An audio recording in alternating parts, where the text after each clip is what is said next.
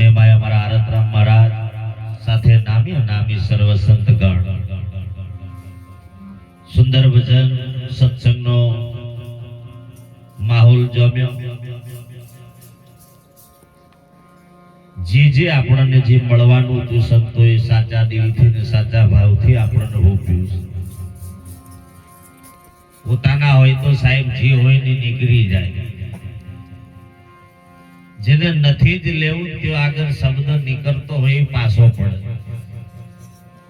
અને જો એને લેવાની તાલાવેલ હોય તો સાહેબ એને આવતો વાર નહીં. સાહેબ એ નાભીમાંથી શબ્દ ઉમટ્યા જ કરે અને એ શબ્દને જો સાહેબ જેને લેવાની તાલાવેલ હોય ને એમાં જો સાહેબ વરસાદ વરસે જો નહીં નાખીએ તો પછી ગંગામાં ના નહીએ પણ જ્ઞાન ગંગામાં નાવાથી આપણા મનની શુદ્ધિ થાય. એમ બાપુએ પણ સુંદર આપણને જ્ઞાન સાથે ગમત.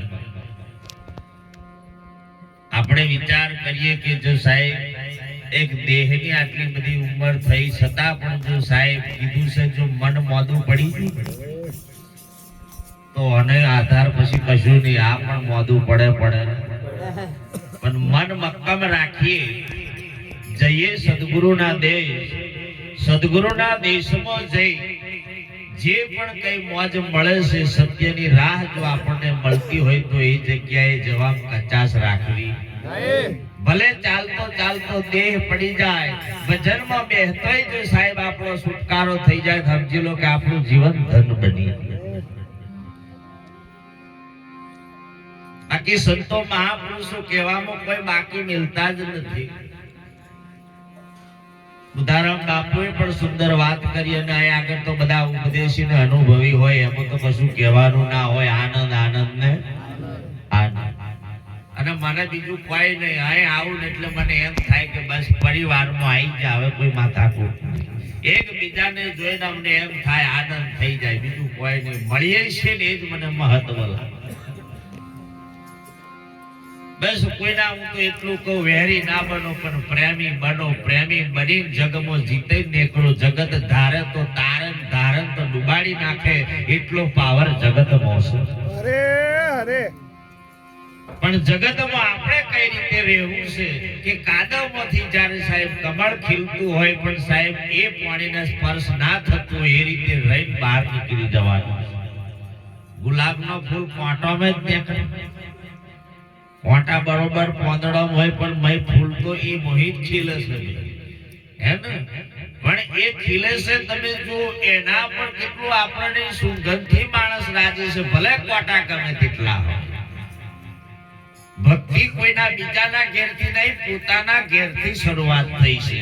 એક તો અહીં તમારે નક્કી કરવાનું છે ને એક સંસારી જે રીતે આપણે રહીએ છીએ અહીંથી પણ નક્કી કરવાનું છે કે આપણા ઘેર કોઈ સાધુ સંત પધારે અને આપણા ઘરમાં જો વિવેક વાણીને વર્તન ના હોય તો આપણે ઘેર આવતો માણસ પાછો જતો. એટલે તો સાહેબ રામદાસ બાપુએ સુંદર વાણી આપણને આ જ વાણી આખો ઉપદેશ કરી દે કેતો પણ ચાલે કે ચેતો તો ચેતાવલી જંજાડી જીવડા આડા અવળા સિદ્ધ ભવ. તમને જેદર સદગુરુએ જો તમને તમારું ભગવાનોની વાતો નહીં કરી. નિરોધ બાપુ એક જ વાત કરી કે તું કોણ ને હરી કોણ, તું તારી વાત કર, બીજાની વાત છોડ દે. અને જેદર તને તારી ખબર પડે એટલે જગતમાં જેટલો ને તું માનું છું બધી ખબર એકદમ પડી જશે ને પડી જશે. અને તમે જુઓ બાપ, જેદર તમારી વાત કરી અને તમે એમાં જો સાહેબ જે વખત જેસલ ચાડે છે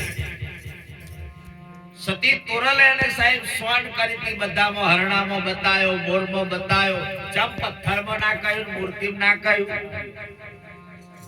તારો રે સાહેબો બતાય, તોરા રાણી તારો રે સાહેબો બતાય. અને સાહેબ કીધું કે એ રે હરણામાં મારો સાહેબો. અરે એ પણ એને તો નક્કી ના થયો. વિચાર કરો, ચેતન અને જળમાં ફરક છે. જળને નમે ને એના જેવો મહામૂર્ખ કોઈ નહીં. જળ ચેતનનો વિવેક કરતા અનુભવ થાય અને એ અનુભવના દેશમાં જે પહોંચી જો એ ગુરુના દેશમાં પહોંચ્યો બરોબર છે. એને એક જ બસ હરણમાં મોરમાં એવી ભૂમિકામાં બતાવ્યું. એક ચેતન તત્વ રૂપી છે. આ તારા હાલ જે મનસા મારણી ગોરખ જાગતા નર જે બેઠા છે ને ઈમો નક્કી કરાયો. પણ સાહેબ પથ્થરમાં વાત કરી એટલે તો કબીર કહે છે કે પથ્થર પૂજે જો હરી મિલે તો હું આખો ગિરિરાય પૂજી નાખું. નિરાંત બાપુની વાત સચોટ છે. નામનગર નવખંડમાં નિરાંત નિર્ગુણ દેશ અમર ફળ જો નીપજે ત્યો મેઘ વર્ષે. આ ત્યો મેઘ વર્ષે સાહેબ. અને એ વાતો સંતોની અહીં આગળ કરી. આપણને જેદન ઉપદેશ કર્યો એટલે પહેલા તો તમને 5 નિયમો કમ્પ્લીટ કર્યા કે તારા તનને જો શુદ્ધ રાખવું હોય તો આ 5 નિયમને પહેલા તો કમ્પલ રાખ. દારૂ તાળી ચોરી જુગાર માંસાહાર પરનારીનો સંગ વતી પરપુરુષનો સંગ આ વસ્તુને જેદન તું પકડ કરે તારે સાહેબ કીધું શીલવંત સાધુને વારે વારે નમીએ પાનબાઈ બ્રહ્માદિક લાગે ને એવું નથી કે અહીં બેઠા એને વંદન થાય. સાહેબ તમે પણ પંચશીલ કર્યો હોય ને તો તમને નમે તોય કલ્યાણ થાય. કોણ કે ના થાય? પણ આપણી મક્કમતા જોઈએ. આ પોતાની મહેનત જોઈએ, બીજાની કોમ લાગે. સંતોએ જો સ્વાન એવી કરી. એક હું કહું છું વારે ઘડીએ કુંભોરણો આરતીમાં કહીજો કે પોતાની કમણીએ સંતો ઉતરો ભોગવા. એટલે તો કહેશે ને એ વાલો નહીં રે જરા વીગડા બેઠા રૂદિયોની